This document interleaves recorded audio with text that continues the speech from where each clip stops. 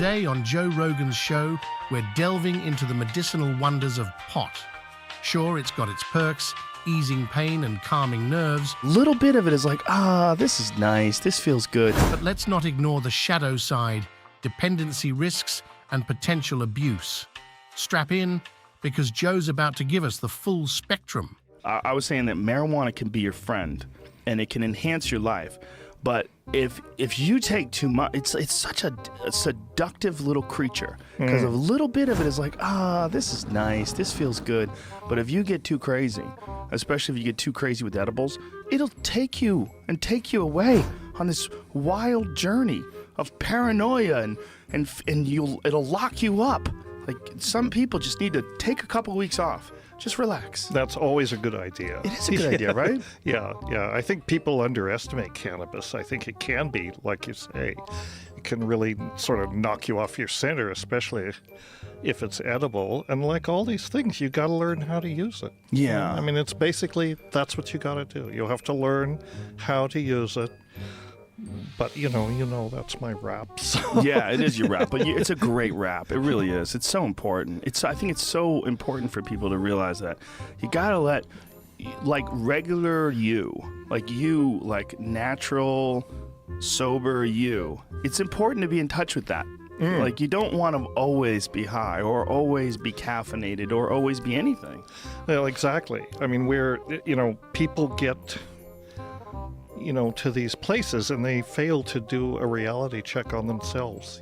I mean, I get emails from people all the time that says, well, life's been pretty weird lately. I took mushrooms 5 times last week, and, and it's like, dude, how about you lay off for a while and give yourself a chance? Because, they tell these stories, and it's like the idea of, okay, let's find your center, go back to baseline, lay off the sauce, whatever it is you're taking, and just chill out and try and rediscover your center. It seems like common sense advice, but people don't do that. It does seem like common sense advice, but common sense is not common. I mean, I think everybody knows that.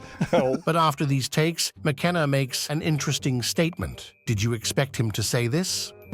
All of these, I mean, the so-called drugs of abuse, which I think is a terrible word, but, the reinforcing drugs, the pleasure drugs, work directly or indirectly through the dopamine circuits, and the dopamine is like your button for pleasure, in the same way that serotonin is kind of on the opposite side. It's your button for more like euphoria, feeling good, but it doesn't have the punch, I guess, which is why people can get addicted to gambling, they can get addicted to sex, they can get addicted to television, all of these things. It doesn't have to be substances. After almost wrapping up the podcast, Joe and the guest make a couple closing statements on the topic.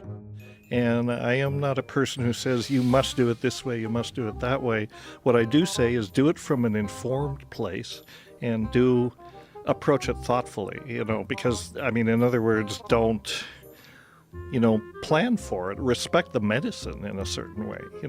Use it in a circumstance where you can learn from the medicine rather than have the medicine be sort of a overlay over whatever else you're doing. I mean, this is something that demands attention, and I think that's the best way to use psychedelics, and for whatever spin you put on it. Is it spiritual? Is it therapeutic? Is it recreational? Is it shamanic?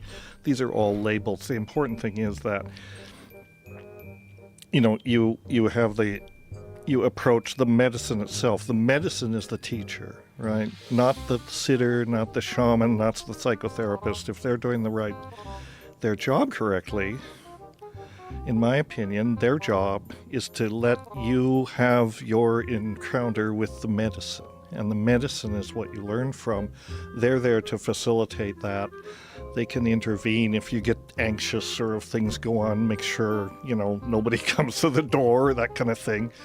But basically, it's to facilitate a learning opportunity where you and your teacher, which is the medicine, be it ayahuasca or mushrooms or whatever, can have this intense one-on-one interaction. It's not about telling people not to use drugs. It's about teaching people how to use drugs if they choose to, right? I mean, like any other skill, people have to learn to drive. They have to learn to do yoga. They have to learn to do whatever they do. If you liked this video or learned anything from it, make sure to leave a like and subscribe.